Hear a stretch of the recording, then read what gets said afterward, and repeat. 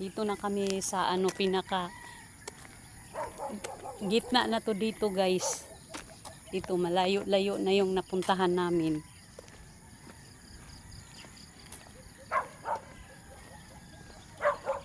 Good morning po. Balik na tayo na. Ha? O doon pa sa dodo.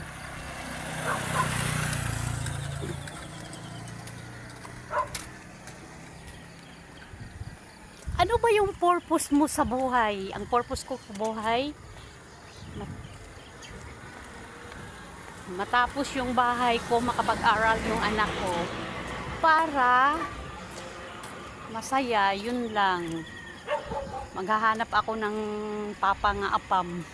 Hi guys! Good morning guys!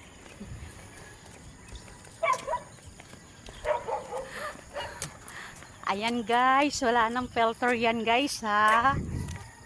Yung mga insecure dyan nga, sabing nag-filter lang daw ako. Okay.